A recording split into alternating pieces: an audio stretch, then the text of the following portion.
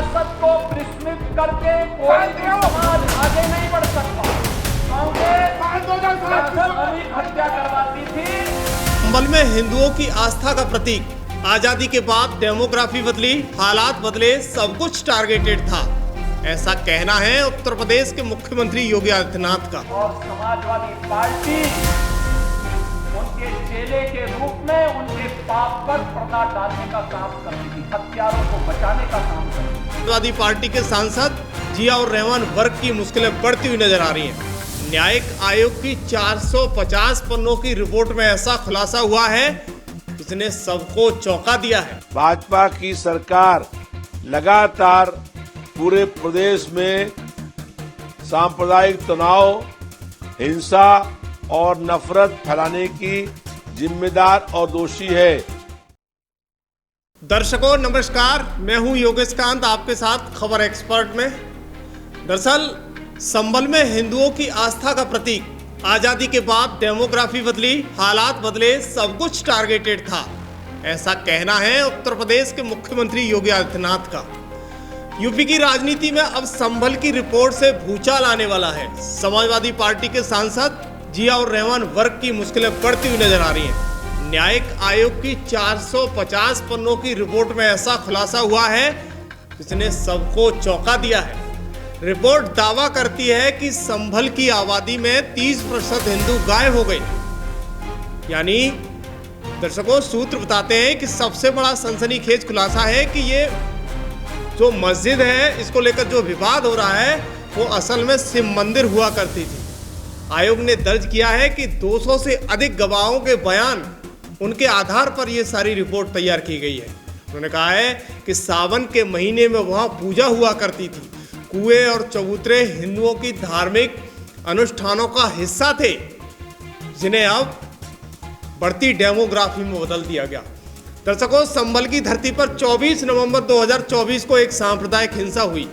कैसे शाही जामा मस्जिद के बाहर सर्वे की टीम को वहां सर्वे के लिए जाती है, उसके ऊपर पथराव किया जाता है, वहां दंगे भड़काने की भरपूर कोशिश की जाती है। लेकिन यूपी की पुलिस ने जो वहां पर सुरक्षा व्यवस्था को संभाला, वो आज एक बड़ी मिसाल बन चुका था। क्योंकि उस दौरान चर्चाओं में रहे अनुज चौधरी भी वहां उस घटना के, जो उनके ऊपर हुई घटना और उसमें वो घायल भी हुए, वो भी घटना चर्चाओं में रही। यानी संभल हर बार सुर्खियों का केंद्र बना हुआ है। दरअसल योगी आदित्यनाथ का स्पष्ट संदेश है कि हमारे पास इसके पुख्ता तथ्य हैं, सबूत है। आपने देखा होगा कि जमकर हंगामा हुआ, उस दौरान कई मौतें भी हुई थी। इसके बाद जांच कमेटी बनाई गई। उस जांच कमेटी ने रिपोर्ट पेश की है और इस रिपोर्ट में बड़ा खुलासा हुआ है। दर्शकों, अब इस 450 पन्नों की न्यायिक आयोग की रिपोर्ट ने कई चौंकाने वाले तथ्य उजागर कर दिए हैं। इस रिपोर्ट को उत्तर प्रदेश के मुख्यमंत्री योगी आदित्यनाथ को प्रस्तुत किया गया है। रिपोर्ट में दावा किया गया है कि स्वतंत्रता के समय संभल में हिंदू आबादी 45% हुआ करती थी, जो अब घटकर 15% रह गई है। इसका मतलब है कि पिछले कुछ दशकों में हिंदू आबादी में 30% की कमी आई है। सोचिएगा कि हिंदू आबादी कहाँ गई। रिपोर्ट में यह भी कहा गया है कि संभल में अब तक कुल 15 दंगे हो चुके हैं, जिनमें 1947, 48, 53, 58, 62, 76, 78, 1980 और 1990 यानी 92, 95, 2001, 2009 और 2019 के दंगे भी शामिल हैं। इन दंगों में मुख्य जो कारण रहा, वो हिंदू समुदाय को भारी नुकसान उठाना पड़ा।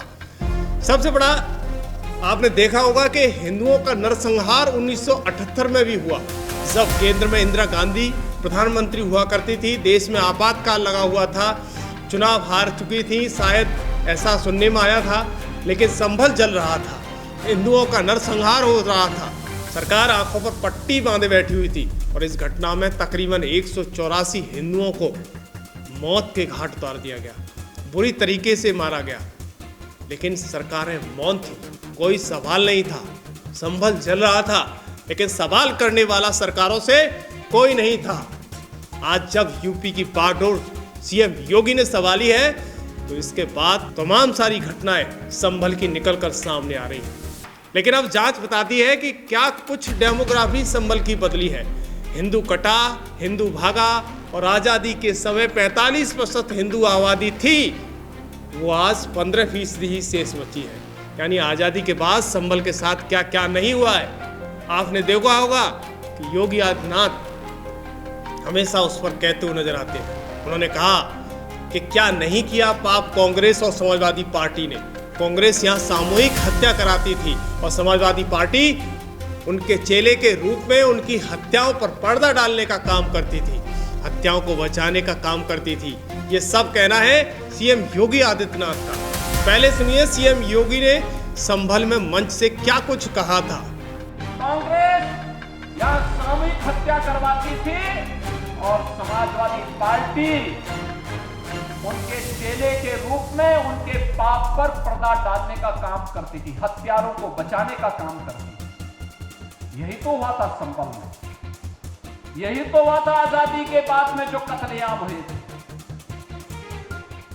क्योंकि अगर ये सच्चाई सामने आ जाती तो उनको वोट बैंक खिसकने का भय था। हम लोग वोट बैंक के लिए नहीं आए हैं, हम तो विरासत का संरक्षण करने के लिए आए हैं। वोट बैंक नहीं, विरासत का संरक्षण है। हम विकास को जोड़ने के लिए आए हैं। हर उत्तर प्रदेश वासी का विकास पर पूरा अधिकार है। विकास से उन्हें वंचित करके ये बांटने वाले लोग गरीबों के हक पे डकैती डालते थे। गरीब को राशन नहीं मिलता था, गरीब को मकान नहीं मिलता था। दर्शकों, इस रिपोर्ट के मुताबिक न्यायिक आयोग ने अपनी 450 पन्नों की रिपोर्ट सीएम योगी को सौंप दी है। इस रिपोर्ट के मुख्य दावे बेहद गंभीर हैं, यानी साजिश और बाहरी तत्व। रिपोर्ट में यह भी कहा गया है कि नवंबर 2024 की हिंसा कोई अचानक हुई घटना नहीं थी, बल्कि ये हिंदुओं को निशाना बनाने की एक सुनियोजित साजिश थी। इसमें बाहरी दंगाइयों और कुछ कट्टरपंथी समूहों की भूमिका भी सामने आई है, यानी इसमें पुलिस की अहम भूमिका रही। रिपोर्ट में यूपी पुलिस का सराहनीय कार्य बताया गया है। उन्होंने कहा कि समय रहते कार्रवाई की गई, नहीं तो एक बड़ा नरसंहार संभल की धरती पर देखने को मिलता, जिसे यूपी पुलिस ने संभाला और टाल भी दिया। दरअसल डेमोग्राफी का बदलाव भी वहां बताया गया। रिपोर्ट में दावा किया गया है कि संभल हिंदुओं की आबादी लगातार घटती जा रही है। सूत्रों के मुताबिक आजादी के समय शहर की नगर पालिका हिंदुओं की आबादी 45% थी, जो अब घटने पर यानी घटते घटते 15 से 20% तक रह चुकी है। दर्शकों, कहाँ चले गए हिंदू, ये तो सवाल पैदा होता है। दर्शकों, सूत्रों के अनुसार संभल की शाही जामा मस्जिद को लेकर विवाद है। रिपोर्ट में दावा किया गया है कि ये मस्जिद पहले ही हरिहर मंदिर थी, जिसे तोड़कर मस्जिद बनाई गई, ऐसा सूत्रों का मानना है। इस मामले में भारतीय पुरातत्व सर्वेक्षण ने सर्वे किया था। इसके बाद हिंसा भड़क उठी थी। इस घटना के बाद स्थानीय मुस्लिम समुदाय में आक्रोश फैल गया था और हिंसा भड़क उठी। आयोग की रिपोर्ट में कहा गया है कि 22 नवंबर को सांसद वर्ग ने विवादास्पद भाषण दिया, जिसमें उन्होंने कहा था कि हम इस देश के मालिक हैं, नौकर नहीं। अयोध्या में हमारी मस्जिद ले ली गई, यहाँ ऐसा नहीं होने देंगे। इस भाषण ने तुर्क मुस्लिम और कन्वर्टेड हिंदू पठान समुदाय के बीच टकराव को और बढ़ा दिया, यानी 24 नवंबर को बड़े दंगे का रूप ले लिया था। लेकिन यूपी पुलिस ने सब कुछ संभाल लिया। समाजवादी पार्टी के सांसद जियाउर रहमान फर्क का नाम 24 नवंबर 2024 को उत्तर प्रदेश के संभल जिले में हुई सांप्रदायिक हिंसा में प्रमुख रूप से सामने आया था। इस हिंसा के बाद उत्तर प्रदेश पुलिस ने उन्हें मुख्य साजिशकर्ता के रूप में नामित किया। दर्शकों, उस दौरान 1100 पन्नों का आरोप पत्र दाखिल किया गया था, जिसमें आपको शायद ध्यान हो कि फर्क और जामा मस्जिद कमेटी के अध्यक्ष जफर अली, विधायक के पुत्र सुहेल इकबाल, ये आरोपी बनाए गए थे। उस दौरान उस रिपोर्ट में हिंसा का प्रारंभिक शाही जामा मस्जिद में भारतीय पुरातत्व सर्वेक्षण द्वारा किया गया था। ये सर्वे यानी कुछ दीवानी मुकदमे के आधार पर वहां करने के लिए टीम गई थी। जिसमें दावा किया गया था कि मस्जिद का निर्माण एक हिंदू मंदिर को तोड़कर किया गया था। पहला सर्वेक्षण यानी 19 नवंबर को शांतिपूर्ण ढंग से हो गया था, लेकिन 24 नवंबर को जब मस्जिद के वजू खाने की गहराई जांची गई तो बाहर अफवाह फैला दी गई कि मस्जिद को तोड़ा जा रहा है। इससे स्थानीय मुस्लिम समुदाय में आक्रोश फैल गया और हिंसा भड़क उठी। हिंसा के बाद वर्क ने आरोपों से इनकार कर दिया, दावा किया कि वो बेंगलोर में थी, जहां से भारत मुस्लिम पर्सनल लॉ बोर्ड की बैठक में शामिल हो रहे थे। उन्होंने इस पूरी घटना को पुलिस की साजिश करार दिया था और इससे अपना पलड़ा झाड़ा था। हालांकि पुलिस की 1100 पन्नों के आरोप पत्र में वर्क को मुख्य साजिशकर्ता के रूप में नामित किया गया था। उस दौरान आरोप है कि उन्होंने 22 नवंबर को एक विवादास्पद भाषण दिया जिससे वहां हिंसा भड़की, लेकिन वर्क ने आरोप पत्र के खिलाफ इलाहाबाद उच्च न्यायालय में याचिका दायर की थी। अदालत ने उन्हें अंतरिम राहत प्रदान करते हुए निचली अदालत में चले जाने के लिए कहा गया था और उस पर कार्रवाई पर रोक लगा दी। दर्शकों, आपने देखा होगा कि सीएम योगी संभल में सभा के दौरान कहते हुए भी नजर आए थे कि ये संभल तो हिंदुओं की आस्था का प्रतीक है। हरि और हर यानी विष्णु और शिव दोनों का सामूहिक रूप से एक जगह से दर्शन हो सके, वही है हरिहर।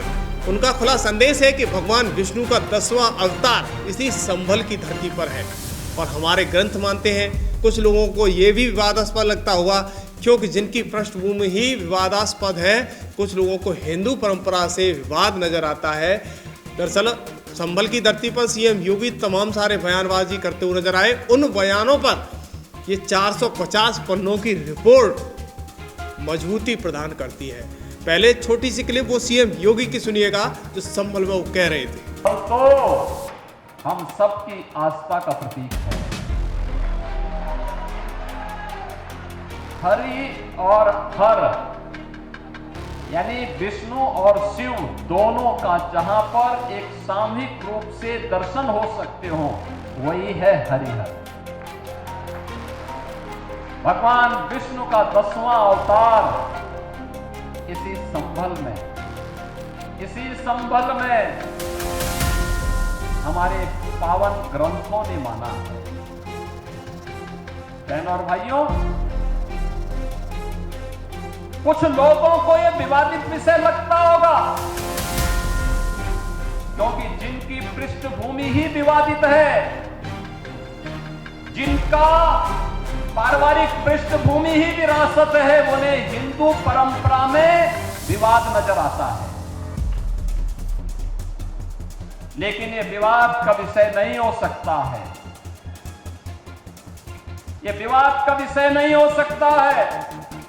दर्शकों, अब इस 450 पन्नों की रिपोर्ट के बाद समाजवादी पार्टी ने सीधा भाजपा पर निशाना साधा है। उन्होंने कहा है कि पिछले 100 वर्षों से जो हिंदू संभल से पलायन कर रहे हैं वो भाजपा की जिम्मेदारी है, यानी भाजपा ने ही सब कुछ किया है। इस पर देखिए समाजवादी पार्टी के नेता क्या कुछ कहते हुए नजर आ रहे हैं। लगातार पूरे प्रदेश में सांप्रदायिक तनाव, हिंसा और नफरत फैलाने की जिम्मेदार और दोषी है।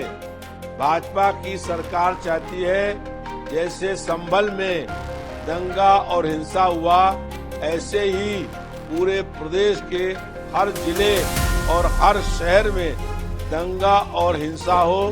भाजपा सरकार चाहती है कि प्रदेश का हर हिस्सा संभल बन जाए। दर्शकों, अब संभल में सुरक्षा व्यवस्था में क्यों सख्ती है? न्यायिक आयोग की इस रिपोर्ट में दिए गए गंभीर इनपुट के बाद प्रशासन किसी भी तरह की लापरवाही नहीं बरतना चाहता है। यही वजह है कि डीजीपी मुख्यालय ने मुरादाबाद रेंज के जिलों में विशेष तरह का अलर्ट जारी कर दिया गया है। दर्शकों, संभल की 450 पन्नों की इस रिपोर्ट ने यूपी की राजनीति में फिर से भूचाल ला दिया है।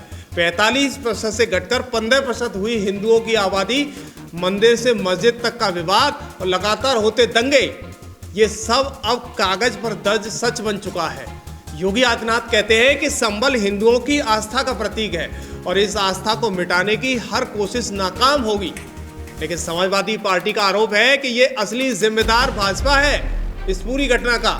सपा का कहना है कि पिछले 100 सालों से संभल से हिंदुओं का पलायन हुआ और भाजपा ने सिर्फ इसे बढ़ाया है, कम नहीं किया है, इसमें भाजपा का योगदान है। दर्शकों, तो सवाल उठता है कि क्या ये रिपोर्ट सच्चाई की ओर ले जाएगी या फिर राजनीतिक आरोप प्रत्यारोप में दब जाएगी? क्या जिम्मेदारों पर कार्रवाई होगी या फिर ये फाइलों में कैद होकर सब कुछ रह जाएगा? क्या भाजपा ने हिंदुओं को बचाया है या जैसा सपा कहती है उन्हीं की नीतियों ने पालन कराया है? दर्शकों, अब आपकी बारी है। आपके हिसाब से संभल का सच किसके पाले में जाता है? योगी आदित्यनाथ भाजपा या समाजवादी पार्टी के आरोप अपनी तरीके से लगाए गए वो ठीक है? इस पर आपकी क्या प्रतिक्रिया है हमें कमेंट में ज़रूर बताइएगा, क्योंकि ये सवाल सिर्फ एक ज़िले का नहीं है, ये पूरे प्रदेश का है और देश का भी है। इस पर आपकी प्रतिक्रिया ज़रूरी है। धन्यवाद।